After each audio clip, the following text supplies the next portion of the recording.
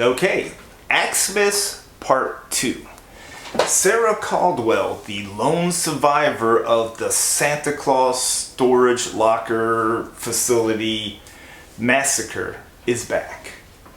And she's ready to start dating again.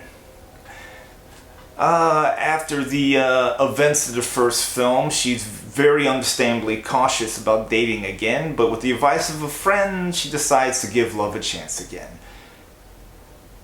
Through a series of unfortunate incidents, some planned, some sporadic, she finds herself back in the same storage locker, being pursued by a different killer Santa Claus, with 2 axes to grind, and a whole bunch of other weapons and instruments of death. Okay, in this sequel, I'll be honest with you. Both films are great. I loved both of these films. I do think the first Axemas is a smidge better, but I also like how the second one kind of plays off of what made the first one great and added some more dark humor to it. I mean, to kill a guy with a freaking Christmas tree, for gosh sakes. Anyways, Drew Maverick, man. If you guys seen the Pool Party Massacre, man, Drew Maverick is the man. I mean, he plays the part of the second killer Santa Claus, which is such a gusto. I mean, it's amazing just to see him play this part. But yeah, Sarah Caldwell, she finds herself with a different group of people trying to survive the night, and once again, the film is about 30 minutes long. This one actually is a two-disc set with behind the scenes and a bunch of other commentaries and features. One thing I like about Screen Time films, they try to give you some extras, which I appreciate. Those of you like me who like physical media, and don't get me wrong, I do VOD, I have an Amazon Prime account, that's the only streaming service I have right now. I'm very sparingly with my buck, as I'm sure all of you are.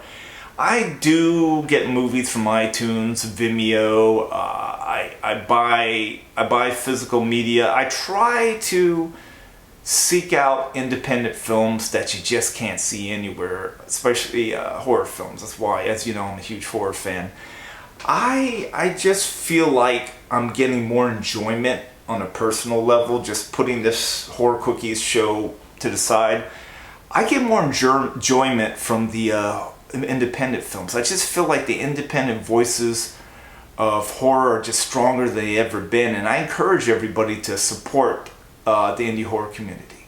Okay, now that I'm off my soapbox, I paid about the same amount, $15, and yes, once again, and I'd say about a quarter of the time of most running time, more slasher films, he's put in a better slasher film once again, and it makes me wonder just how much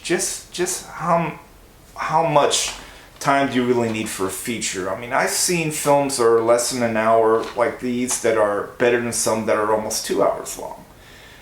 I'm beginning to wonder if maybe the standards for features should change, but I digress. Anyways, I paid $15, it's worth it, and I highly recommend you get both films.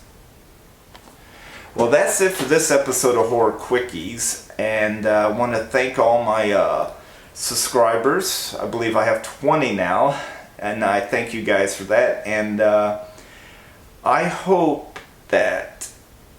I just hope that I continue to do these for a while, because with all the stuff I've been going through, this show this show and the film projects I'm trying to do really give me a lot to keep me going every day, and so I want to thank you all. See you next time.